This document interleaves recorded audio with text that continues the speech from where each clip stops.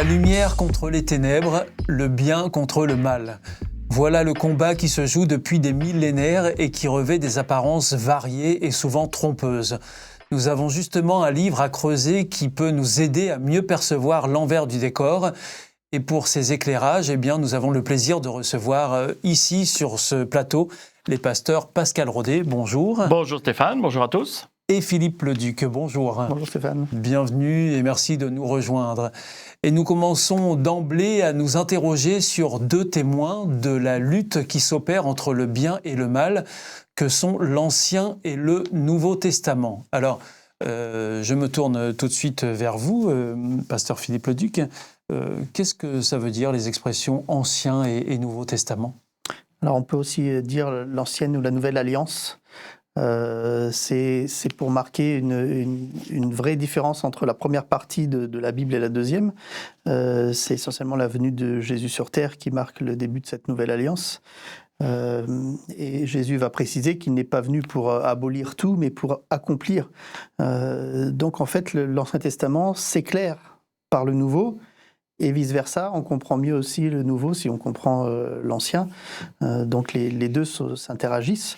Avec Jésus qui est le personnage central de l'ensemble de la Bible, puisque dans l'Ancien Testament, on annonce sa venue, et dans le Nouveau Testament, on constate sa venue sur terre, et ensuite quand il est remonté au ciel. Donc Jésus, personnage principal de toute la Bible. Et alors, est-ce que vous pouvez nous expliquer comment sont composés ces deux testaments, l'Ancien et le Nouveau ? Il y a un certain nombre de livres à l'intérieur. Oui, il a fallu à un moment donné statuer et préciser ce qu'on appelle le canon. Oui. Le canon, c'est la règle qui permet de séparer les mauvais livres des bons livres. Ah, il y avait des mauvais livres et des bons livres. Oui, parce que de tout temps, quand il y a du succès dans certaines choses, il y a des faussaires qui sont derrière et qui essayent d'imiter. Où il y a des livres qui circulaient, qui étaient signés par des noms prestigieux, mais ce n'était pas la personne en question qui avait écrit le livre, mais qui se faisait passer pour un autre. Et on est dans le domaine de la théologie, des choses qui concernent Dieu. Donc à un moment donné, les spécialistes religieux se sont dit il faut vite qu'on arrive à faire le tri et qu'on arrive à fixer les livres qui sont reconnus comme fiables et les autres. Alors ces spécialistes religieux, qui sont-ils ? Alors, ça dépend si on parle de l'Ancien Testament ou du Nouveau. Oui. Pour l'Ancien Testament, ce sont des docteurs de la loi, des spécialistes ça remonte à juifs. Et donc, c'est dans les années 90 de notre ère, à Jamnia, c'est-à-dire un petit peu au sud de la Tel Aviv actuelle, que s'est réuni un concile ici de personnes qui ont décidé que voilà les livres qu'on va garder. Alors il y a moins eu de controverse pour l'Ancien Testament que pour ensuite le Nouveau, mais il a fallu arrêter aussi pour le Nouveau. Alors pour le Nouveau, c'était plus tard. Pour l'Ancien Testament, en fait, c'est parce qu'il y a la chute de Jérusalem dans les années 70, et quelque part, avec la chute de ce temple-là, les repères disparaissaient un peu, et donc c'était un petit peu difficile de s'y retrouver. Donc c'est dans ces moments-là qu'il a fallu faire ce canon-là. Après, ce sont des consuls plus tardifs qui ont décidé pour le Nouveau Testament, parce que là aussi, beaucoup d'écrits circulaient, et ce qu'on appelle des écrits apocryphes, des gens qui se faisaient passer pour, et qui faisaient des dégâts, parce que du coup, ils pouvaient écrire ce qu'ils voulaient, quoi. Et vous savez que dans beaucoup de vérités, vous mettez un petit peu d'erreur, ça devient des demi-vérités, donc pas de vérité. Et donc, c'est très sensible pour ça.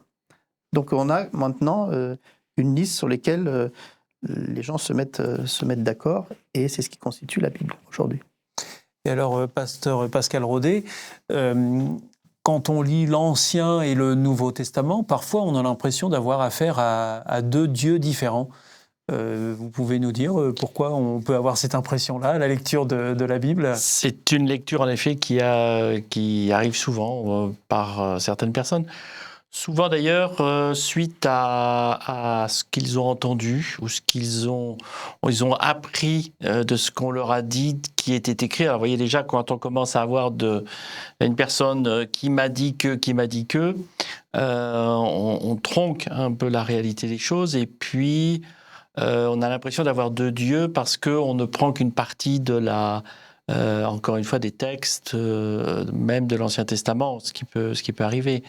Il est évident que ce qui est compliqué dans la lecture, c'est que dans l'Ancien Testament, d'ailleurs comme dans le Nouveau, mais un peu plus dans l'Ancien Testament, il y a des situations qui ne sont pas simples. On va parler de guerre, on va parler d'atrocités, on va parler d'histoires glauques quand même. Quand on regarde, il y a certains moments où ça ressemble à des films un peu hollywoodiens, un peu hard et assez... D'action, oui, c'est sanglant quand même, c'est sanglant. Mais la réalité aussi, c'est que même dans l'Ancien Testament, on a parfois fait des choses au nom de Dieu que lui n'a jamais demandé. Et puis, encore une fois, dans l'Ancien Testament, il y a aussi des histoires où c'est le choix de l'homme, il fait des actions, et Dieu leur dit non, là, ce que tu as fait, c'est pas bien. Là, il va falloir forcément des conséquences. Toute cette partie-là fait que il ne faut pas prendre les hommes de foi comme des saints qui n'ont rien, qui ont les mains blanches et tout va bien sans sur eux. Non, c'est pas le cas. Ce sont des hommes et des femmes comme tout le monde et qui ont eu besoin à un moment donné de demander pardon à Dieu. Puis il y a une autre catégorie aussi d'histoire venant de Dieu, c'est que Dieu se révèle aussi progressivement. Donc on a l'impression qu'il est très strict dans les 5 premiers livres de l'Ancien Testament, ce qu'on appelle le Pentateuque, Genèse, Exode, Lévitique, Nombre, où faut faire ci, faut pas faire ça, ça c'est interdit, ça c'est pas bien, etc.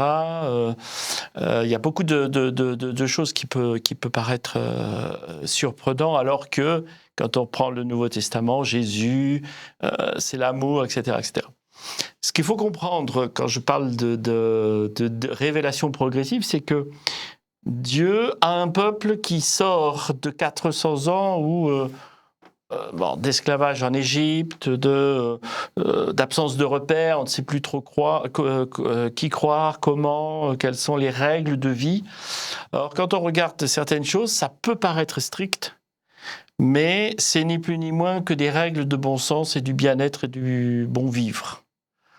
Parfois un peu excessif pour nous, quand on dit oui, s'il y a quelqu'un qui est ensanglanté, il ne peut pas rentrer dans le camp, il faut le laisser à l'extérieur. Non, il faut l'accueillir. Mais il faut savoir aussi qu'il y a toute une question sanitaire derrière. Enfin voilà, il y a plusieurs choses. Une lecture directe et ciblée, sans comprendre le tenant, on peut dire c'est pas le même Dieu qu'on a là. Alors qu'il y a une réalité progressive aussi de la connaissance. Alors donc, ces 2 testaments, qui sont 2 témoins qui viennent de loin et qui couvrent toute une partie de l'histoire spirituelle de l'humanité. Alors, pasteur Philippe Leduc, est-ce que vous pouvez, en citant l'Ancien Testament, justement, montrer en quoi ce qu'il raconte témoigne de la lutte entre le bien et le mal ? Alors, je prends un texte dans Ézéchiel chapitre 28, où là, on a une parole de Dieu qui est adressée à un roi de Tyr. Et je lis quelques passages. À partir du verset 12, à la fin du verset 12, Dieu s'adresse en disant « Tu as été un modèle de perfection, tu étais rempli de sagesse et d'une beauté parfaite. Tu vivais en Éden, le jardin de Dieu, couvert de différentes pierres précieuses, tu portais toutes sortes de bijoux en or. Je t'avais choisi comme un chérubin protecteur aux ailes étendues. Tu vivais sur ma montagne sainte. Tu te promenais au milieu des pierres de feu. Tu t'es conduit parfaitement depuis le jour où tu as été créé jusqu'au jour où le mal est apparu chez toi. » Et là, en lisant cela, on se dit, tiens, il est en train de parler non pas d'un roi ici sur terre, mais de quelque chose de bien particulier, d'un ange, d'un chérubin. Et en fait, il est en train de décrire le début de cette histoire, justement, entre le bien et le mal. Donc dans ce passage-là, on a un petit peu les coulisses de ce qui s'est passé au tout début et de cette fameuse question, d'où vient le mal, hein, ça part d'où? Et là, on a une petite explication dans l'Ancien Testament. Et là, on est dans l'Ancien Testament. Ouais. Et puis, Pasteur Pascal Rodet, est-ce que dans le Nouveau Testament, c'est pareil, vous pouvez nous citer un texte qui montre qu'il y a vraiment une lutte entre le bien et le mal? Il y en a plusieurs de textes. Il y en a un qui va reprendre une continuité un peu de ce que Philippe nous a dit. On se retrouve ici dans l'évangile de Matthieu où nous avons Jésus qui est dans le désert. Hein. C'est le moment où il est à 40 jours dans le désert. Et il y a quelqu'un qui vient. Et ce quelqu'un, c'est justement Satan, le mal. C'est très intéressant de voir cette bataille qu'il y a entre lui et Satan, centrée sur ces paroles de la Bible qui sont la vérité, mais qui ne doivent pas être prises n'importe comment. Je vais lire donc à partir de la première question ou tentation de Satan, où il dit « Si tu es le Fils de Dieu, dis à ces pierres, changez-vous en pain. » Jésus lui répond, « Dans les livres saints, on lit « Le pain ne suffit pas à faire vivre l'homme. Celui-ci a besoin aussi de toutes les paroles qui sortent de la bouche de Dieu. » Alors l'esprit du mal emmena Jésus à Jérusalem, la ville sainte. Il le plaça au sommet du temple et lui dit, « Si tu es le Fils de Dieu, jette-toi en bas. En effet, dans les livres saints, on dit, Dieu commandera à ses anges de te porter dans leurs bras pour que tes pieds ne me heurtent par les pierres. » Jésus lui répond, « Dans les livres saints, on lit aussi, tu ne dois pas provoquer le Seigneur ton Dieu. » Et il y a une dernière altercation qui se produit. On se retrouve ici dans un match de ping-pong, entre guillemets, entre Jésus et le diable, où le diable utilise des textes à son profit, des morceaux de la Bible, pour essayer de convaincre Jésus de faire quelque chose qu'il n'a pas envie. Mais Jésus, calmement, reprend la même chose en disant « Ok, tu as lu ça, mais n'oublie pas qu'il y a ça aussi. » Et tu ne peux pas prendre un morceau de texte en essayant de croire que je vais te suivre, alors qu'il y a d'autres textes qui me disent « Non, tu ne peux pas provoquer Dieu comme ça. Non, tu ne peux pas, sous prétexte que tu as faim, claquer des doigts pour faire de ces pierres du pain. » Et qu'il y a aussi le texte, la parole de Dieu qui est une nourriture et qui est ça. Tu ne peux pas me provoquer ou tu ne peux pas essayer de me dire de faire des choses que je n'ai pas envie. Donc ça, c'est une image assez forte dans le Nouveau Testament. Et alors pour terminer, j'aimerais qu'on s'arrête sur les pièges qui sont devant les croyants, qui sont dans une église dominante, comme ça a pu l'être à l'époque du catholicisme au Moyen-Âge. Et puis, à contrario, quels sont aussi les pièges dans une société où l'athéisme domine, justement. Est-ce que vous pouvez nous en parler, pasteur Philippe Leduc? Les pièges, c'est les pièges de toutes les choses qui sont dominantes par rapport aux autres. C'est-à-dire que ça peut être le risque d'écraser l'autre parce qu'on est très grand, très fort en volume. Donc d'accepter l'autre, même si il est moins représenté, même si sa voix porte moins. Voilà, quand on est dans quelque chose de dominant, on a toujours ce risque de se croire supérieur aux autres et de pouvoir imposer aux autres ce que nous croyons nous-mêmes. Et la grosse difficulté, la grosse crainte, c'est priver l'autre de sa liberté, tout simplement, sa liberté de croire ou de ne pas croire. Et c'est ce qu'on appelle aussi l'intégrisme, et qui donne des choses épouvantables encore de nos jours. Ceux qui ils veulent peut-être faire des choses avec des bonnes intentions, quoique certains c'est aussi des mauvaises intentions, mais certains le font avec des bonnes intentions, mais le résultat est catastrophique, parce que vouloir imposer par la force à quelqu'un d'autre quelque chose, c'est une violation de sa conscience, donc c'est le risque. Et puis je crois que le risque d'être majoritaire, quelque part, et à n'importe quelle époque, il n'y a pas de différence là-dessus, c'est que c'est devenu une institution. Et qui dit institution, pour être représenté, il faut que j'appartienne. Ce qui signifie qu'à un moment donné, je n'appartiens plus à une église parce que je crois, mais parce que ça va me permettre d'être au-dessus de tous les autres, puisque je suis majoritaire. Et ça, c'est déjà la mauvaise raison, j'ai envie de dire ça. On parlait du Moyen-Âge avec le catholicisme, c'était ça. À l'époque, il y avait beaucoup de chrétiens catholiques fervents, qui avaient une foi forte, qui avaient envie de vivre l'évangile par rapport à tout ce qui est la pauvreté ou des choses comme ça, où il fallait donner. Mais il y en a d'autres qui en ont profité parce que, au départ, le fait d'être dans l'Église catholique était plus pour eux une source de revenus qu'une foi. Mmh. Et ça c'est dès que ça commence à être un peu une foi dominante ou une Église dominante, on tombe sur des gens qui profitent du système, mais qui n'ont pas adhéré vraiment à la foi et au cœur même de la raison de la foi. Et alors, comment tenir bon, justement, quand on est concerné, et pour ne pas tomber dans ces pièges, Pasteur Philippe Leduc? J'ai tendance à dire le retour aux sources, donc à la parole de Dieu, à la Bible. Hein, c'est bien l'instant Bible. Et on parlait d'Ancien et Nouveau Testament, donc tout se tient. Quand les idées un petit peu se brouillent, on a la chance d'avoir accès à ce livre.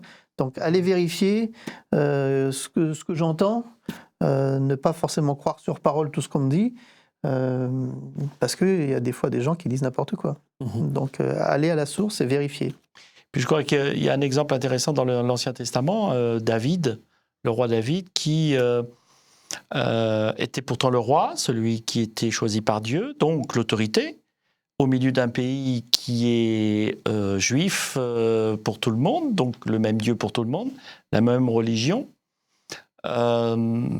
jusqu'au jour où il fait une grosse bêtise, hein, il couche avec la femme d'un autre, et comme il ne veut pas que ça se sache, il fait tuer son mari, enfin la totale. On pourrait dire, on dit rien, il se tait. Non, Dieu n'est pas d'accord. Dieu dit, tu sais ce que tu as fait? Alors maintenant, tu remets les pendules à l'heure. Et je pense que c'est ça qui va faire la différence. C'est-à-dire que même si on se sent dans un endroit où on est dans une église, la vérité, etc., on n'est pas exempt de devoir se remettre en question pour dire « ce que j'ai fait là n'est pas bien ». Dieu attend de moi à ce que je revienne dans quelque chose de vrai, et la foi la plus pure qu'on peut trouver dans les évangiles. Alors même si l'Ancien Testament et le Nouveau Testament peuvent se révéler ardus à la compréhension, avec parfois des codes, des symboles, des figures de style à connaître, cela peut valoir vraiment la peine de se pencher sur leur lecture afin de mieux comprendre le monde dans lequel nous évoluons depuis la nuit des temps. Nous avons d'ailleurs le grand plaisir de vous offrir gratuitement une Bible afin d'approfondir par vous-même les échanges que vous venez d'entendre ici sur ce plateau. Il vous suffit pour cela de la demander aux coordonnées mentionnées juste après. C'était une vraie joie d'être en votre compagnie et vous aussi, messieurs, merci. De nous avoir accompagnés et d'avoir pu échanger avec vous. Nous nous retrouvons très bientôt pour une nouvelle émission de l'Instant Bible. Au revoir.